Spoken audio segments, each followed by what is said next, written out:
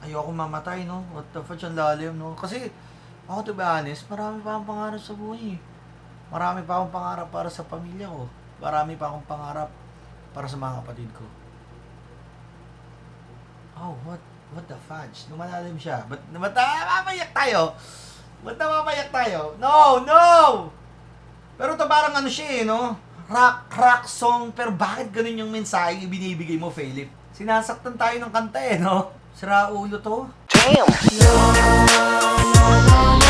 Basta sabihin ng iba hindi mo kaya. Maniniwala din sila, huwag kang magduda. Yo, check mga kanoknok, maputok ng putok na balita sa inyo. Putok na balita sa akin for today's video mga tol. Gagawa tayo ng last reaction video para sa SB19. At ang title nito ay Quit. And sa mga nagtatanong kung nagawan ko na yung mga ibang track, yes, nagawan ko na po. Doon ka yung time, nagawan ko na rin. 8-tone ball, nagawan ko na rin. At yung Shooting for the Stars, nagawan ko na rin po. Kaso yung Shooting for the Stars, nasa live ko po yun. Last live ko, panoorin nyo, nandun po yun. Nasa comment section naman yung minutes. And yun. So dito naman, last na to. SB19 Quit. Tara, subukan natin pakinggan. Actually, hindi ko talaga pinapakinggan yan para sa inyo mga kapatid. 18 Aurum, paputok sa inyo lahat to. Ito ay meron 251k views. And number 13 on trending for music. Quit! Hindi ko na para patagalin pa. Subscribe na kayo sa YouTube channel ko para mahit na natin ang 100k subscriber. Anong oras na rin? 9:30 na. I-upload ko pa to ngayon eh.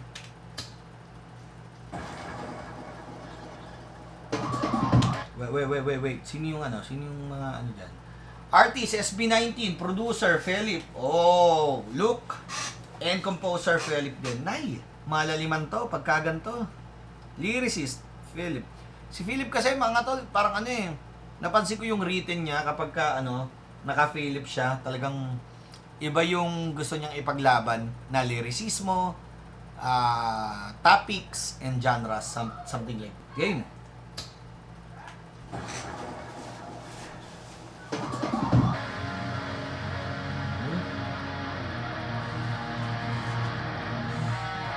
Parang ano, para siyang mga ano tol, yung kantahan ng 2010 yata, mga ganun. Parang nostalgic yung ano niya eh, no?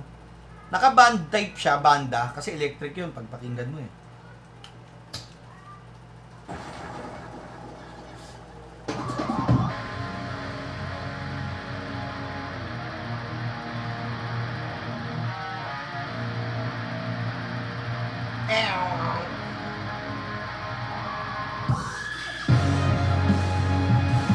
Parang may sumigaw, no? Wah! Parang gumanon. Scream. Okay. Nag-gets ko agad yung gustong gawin dito ni Ken na parang pinapakita niya yung versatility nila. Kasi sa mga ilang track na napakinggan natin, may malungkot, may masaya, may parang pop style, but this time rock style yung nadadama ko dito. Parang ganun.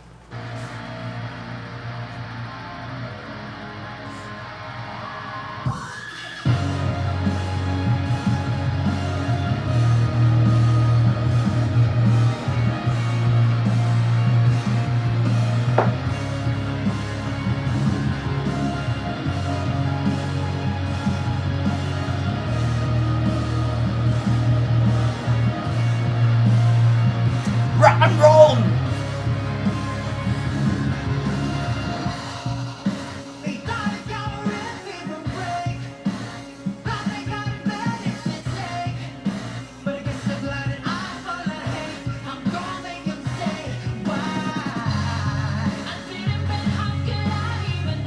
Oh! Ay!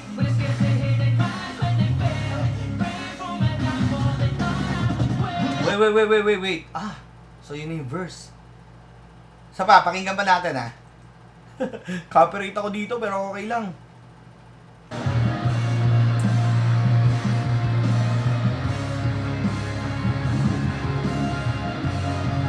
Ay! They thought.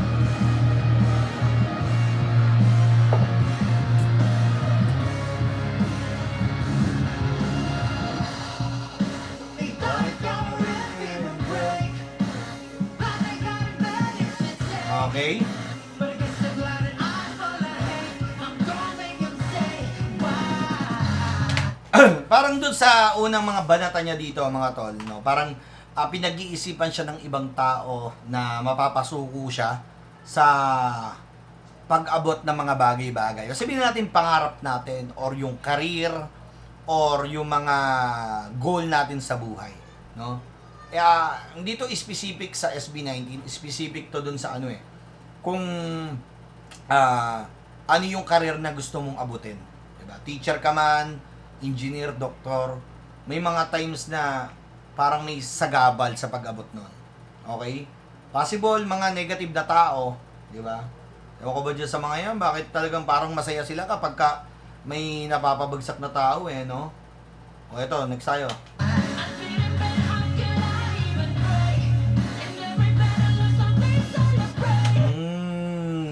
In every battle lost, no they celebrate. Eto naman mga tol, nangyayari talaga to sa mga tao, no? Especially sa'yo, kung nanonood ka man. Kapag natatalo ka sa battle mo sa buhay, may mga taong nagse-celebrate dahil nag-fail ka. And wag kang mapanghinaan sa mga ganong negatibong palakpakan, 'di ba? Parang ganon. Ako kasi kaya ako nababanggit to, mismo ako sa paglalakbay ko bilang content creator, no? Naranasan kong matalo. Bakit? Nag-create ako ng Facebook page since 2018 and nagkaroon siya ng followers na 400k followers. At nung September 5, 2024, nawala ang aking page, nabura. At hindi ko na nabalik hanggang ngayon. That's why gumawa ako ng panibagong page na mayroong 5.4k followers. See the difference? Apakatagal kong laanan ng oras, effort, pero dumating sa point na may nalabag tayo. Okay? Pero, mapapansin mo, may mga taong pumapalakpak dahil nawala ang page mo. And maganda na malaman mo kung sino yung mga yon para habang naglalakbay ka ulit, hindi mo na sila samahan. Tanggalan mo na sila ng access sa buhay mo. Or should I say, yung connection na meron kayo, ikat mo na yon kasi hindi healthy yan. Bakit? Every time na matatalo ka, pumapalakpak sila, sineselebrate pa nila. Diba? Mangyayari yon sa mga sa mga haters talaga, given. Pero, you need to assess, baka merong nasa circle mo na nagse-celebrate din kapag natatalo ka sa paglalakbay mo sa buhay. What the fudge, man?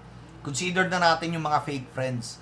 Mahirap ma-assess yung mga yon, pero kailangan mong galingan para malaman kung sino yung mga peke sa buhay mo. Di ba? At dito naman, isa pa dito, I didn't bend. Dito naman mga tol, nawala yung page ko, okay? Pero hindi ko naman sinabing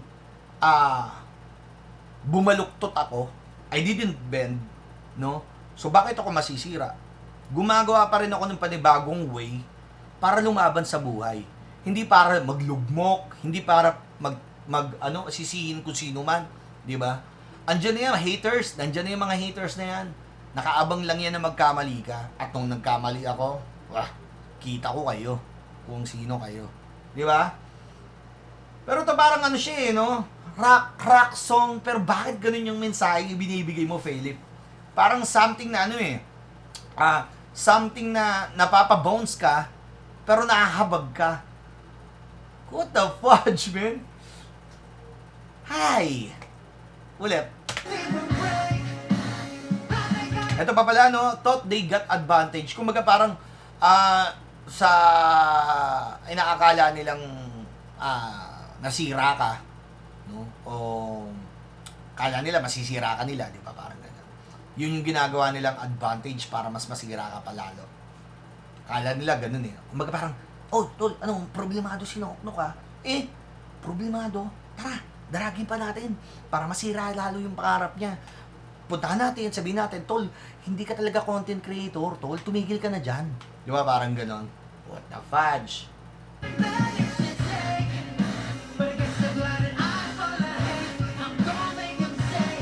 Yun naman, yung parang sa pagkabulag ba na sinasabi ng mga haters. Kasi yung mga haters na yan,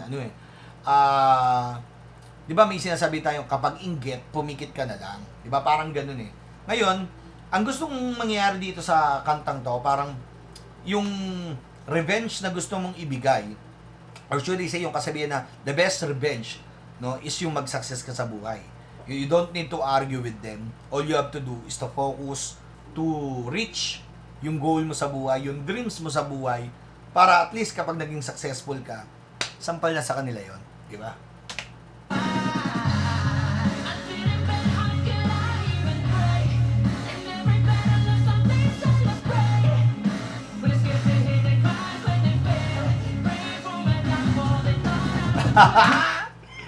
Tapos may konting trash talk dito mga tol, no? Dito. Well, it's good to hear their cries when they fail. Kumbaga parang ano eh, kung inaakala nyo na sira na buhay ko dahil sa mga pagkakamali ko, or should I say, hindi ko mga naipanalong battle sa buhay, mas masaya ako. Parang it's good to hear. No, kumbaga parang mas masarap or mas maganda na malaman ko or marinig ko na mapapaiyak na lang yung mga hater mo kasi hindi sila nagtagumpay na mapuksa ang pag-abot mo sa pangarap. Di ba? Parang ganon. Mas maganda na marinig niya na nag-iiyakan yung mga yan dahil nag-fail silang pabagsakin ako. Kaya tatagan mo. Di ba? Sa buhay natin, ikaw lang ang aahon. Or should I say, aabot ng pangarap mo. Kaya, tara, paiyakin natin sila. What the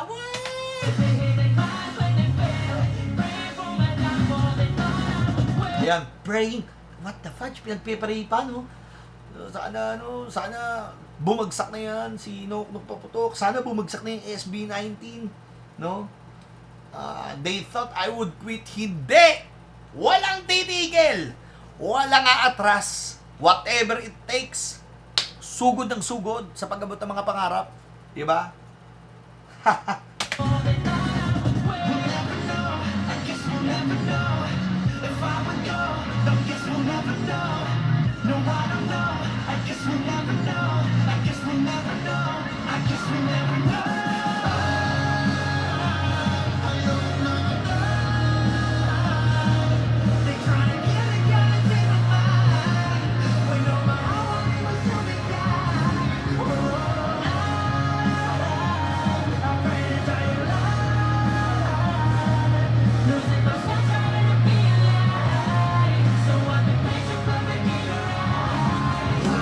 What the fudge? What the fudge? Parang ano to mga tol, no? Nagulat lang ako nung, ayokong mamatay. Parang nagiging, abang tumatagal, nagiging ano siya eh. Nagiging, what do you call this? Anxiety. Parang ganun mga tol. Na sa buhay natin, may mga challenge or struggle tayo na hindi natin makwento sa iba. Kumbaga parang kinikip na lang natin yun. At yun yung pinakamasakit. Yung ikinikip mo lang, hindi natin nare-release. Pero sometimes, parang much better na hindi mo ma-release. Kasi nga, umiiwas ka sa mga judgment ng mga tao. Di ba? Parang ganun. So this time mga tol, ayoko mamatay, no? What the fuck, ang lalim, no? Kasi, ako to be honest, marami pa akong pangarap sa buhay. Marami pa akong pangarap para sa pamilya ko. Marami pa akong pangarap para sa mga kapatid ko. Oh, what the fudge? Lumalalim siya. Ba't mapapayak tayo? Ba't mapapayak tayo? No! So, yun. Kumbaga parang ano, every time na napapanghinaan ka, walang nakakaalam ng kundi ikaw lang. Diba? Sometimes, parang nakakapagsinungaling na rin tayo, even sa sarili natin, kasi kailangan mong tatagan eh. Diba?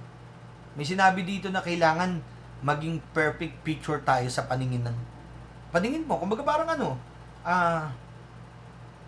hindi mo makikitaan ako ng lungkot. Uy, sinuknok lagi nakangiti, pero deep inside, malalim na yung yung problema mo. Diba? Grabe to, ba't ganito? At walang makakaalam kung ano yung mga mangyayari. Like for example, Walang makakaalam kung kailan ka babagsak. Walang makakaalam kung kailan ka mawawala. At walang makakaalam ng mga pwedeng mangyayari in the future. Di ba?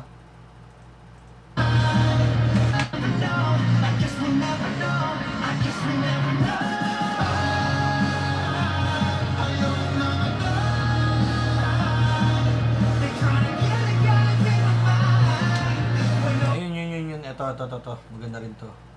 They trying to kill the colors in my mind. Kumbaga kung ano yung mga naiisip ko, parang dahil nga sa anxiety ko, or should I say, sabihin natin yung mga haters, negative na tao, kumbaga parang gusto nilang puksain yung magandang nakikita ko sa isip ko, parang ganun.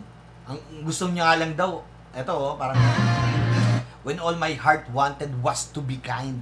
Diba? Simple lang naman eh. Diba? Pero may mga ganun talagang pakiramdam. Pasok pa rin yung ano eh, no? Pakiramdam. Pasok pa rin eh. Kasi it's all about emotion, feelings, something like that.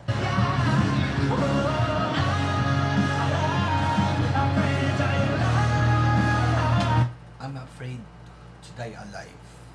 Siyempre naman, katakot naman talaga eh, no? Pero lagi niyong tatandaan, andyan si Lord. Kung hindi kayo masyadong sanay sa ganitong topic, masanay na kayo na ano't ano man ang maramdaman mo at maranasan mo sa buhay, lagi kang tatawag sa Diyos. Kasi ganun niya tayo kamahal, ganun niya tayo kalakas mapakinggan kapag ka nakakaramdam na tayo ng bigat. Di ba? Kailangan mo lumapit sa Kanya, kailangan mong tawagin talaga siya. Di ba?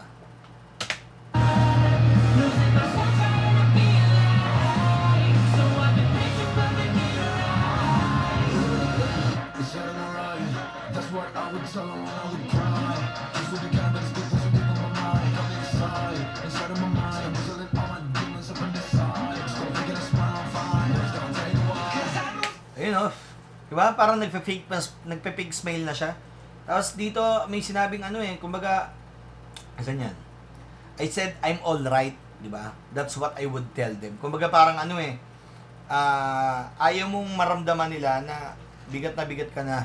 Lalo na, ayan, singita rin natin yung mga OFW na talagang isa sa mga sinungaling din na mabigat na yung nararanasan nila pero ayaw pa rin nilang iparamdam sa pamilya nila na nabibigatan na sila. The reason why naman kung ba't nakakapagsinungaling ang mga OFW or sabihin natin yung mga taong nakakaranas ng kalungkutan, kabigatan sa buhay, eh ayaw lang din nilang mag-alala pa yung mga taong mahal niya sa buhay na inaalala mo na nga yung sarili mo, aalalahanin pa nila ikaw, di ba?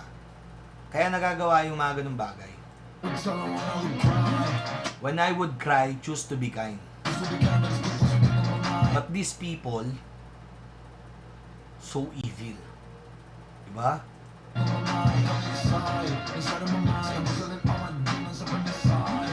Oh, kumbaga parang ano no? Kumbaga pinapapasok niya yung mga sa pagkaka-assess ko dito, mga tol, kumbaga parang tariga pasukin mo tong nasa loob ng utak ko kung kakayanin mo para malaman mo na even the demons ay kinakalaban ko. So, ganun siya katindi. So, what more ka pa? Sa tingin mo ba, mapapabagsak mo ako? Di mo ako kaya, men. Itutuloy ko tong pangarap ko at hindi mo ako mapipigilan sa mga gusto ko. Lupit, no? Still faking a smile, I'm fine. Mga mapagpanggap na okay, pero hindi na talaga kaya kung tutuusin, no?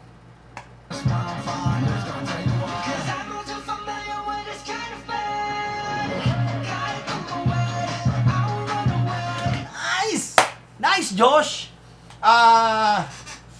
Doon sa part na yun, mga tol, no?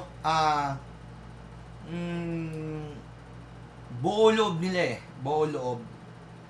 Kung isa ka sa nakakapakinig nito, mas kailangan mo pantatagan sa paglalakbay mo. Kasi, kaya pala quit, no?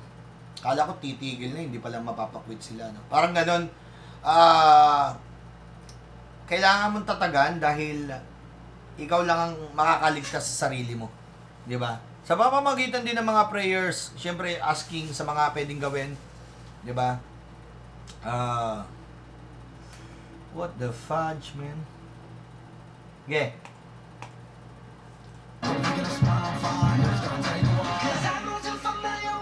Cause I'm all too familiar with this kind of pain. Kumbaga parang, ano na siya eh. Alam niya na yung pakiramdam kapag ka, ito na naman, struggle na naman, haters na naman, or something feelings kasi pagka, kapag ka hinimay mo to, parang sanay na ako sa ganitong pakiramdam. Kaya, hindi mo na ako mapapaayaw. Hindi mo na ako mapapatakbo. Aabutin ko yung mga pangarap ko. Di ba? I will run away.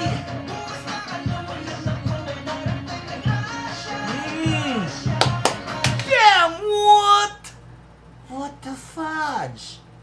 Nice, nice. Ang ganda ng lyrics. I won't run away dahil naniniwala ako na andyan si Lord to provide everything. Provider. Healer. Ay, yun kasi yung pinakamaganda, na naniniwala ka na may Diyos. Naniniwala ka na may pagpapalang darating sa'yo. Diba? Basta nasa tamang gawa ka palagi.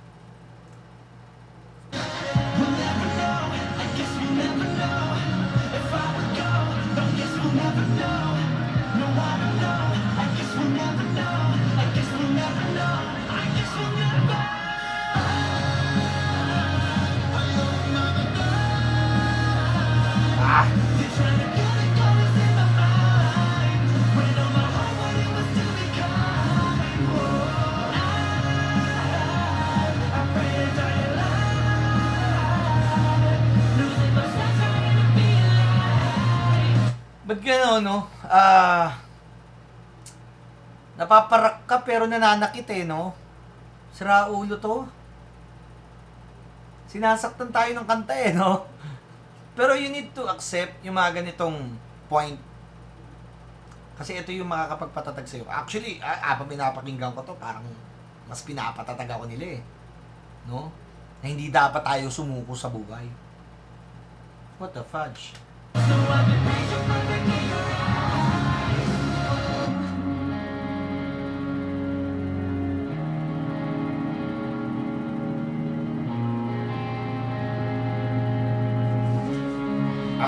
Alam niyo mga tol, lagi akong magpapasalamat sa SB19 sa mga obrang inilalabas nila. Kasi para silang dream seller. Alam niyo yun mga tol. Sila yung nagbebenta ng mga pangarap or bumubuhay ng mga pangarap na huwag kang sumuko. Kaming ang mga simpleng tao lang narating to Ano ka pa? Diba? And para sa akin mga tol, bakit karamihan kung sino yung mas naluluba, nasasaktan, parang sila yung mas lumalalim yung dahilan para ipaglaban yung buhay. Sila yung mas lalong lumalalim yung pangarap. Diba? Kasi matinding motivasyon. Yung deepest why, lagi nyo tatandaan, kapag nalaman mo yung deepest why kung ba't ginagawa mo yung isang bagay, walang makakatibag sa'yo. Walang makakatibag. Alamin mo yung deepest why. Pamilya man yan. Diba? Basta yung deepest why. Malalim pero dapat alam mo, yung deepest why, pinakamalalim na bakit mo ginagawa ito. And the rest, tuloy-tuloy na yan. Kasi alam mo di ba?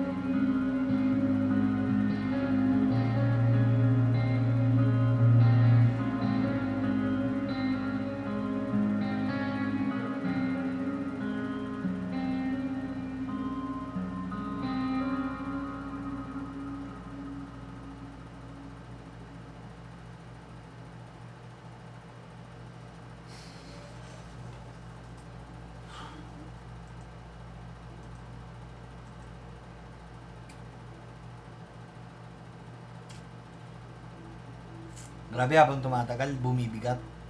Hindi na ako nakagalaw. What the fudge? Hindi ako nakagalaw. Parang ano, parang kinain ako nung walang kanta. Alam mo yun, parang it's time to ano yun eh. To feel yung mga napanalo mong laban.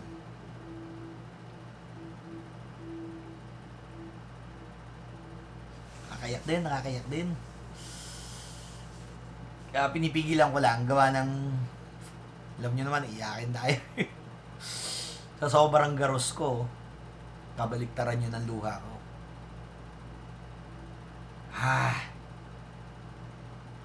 Sa mga nakakapanood dito, walang susuko ha. Sa mga nakapakinig, laban lang. Kasi dito, pag sumuko ka, talo ka. Bukod sa talo ka, pumapalakpak pa yung iba. Kaya hanggat maaari, ano man yung mga pinaglalakbay mo sa buhay mo, ipagpatuloy mo. Ikaw yung nakakakita ng resulta, vision.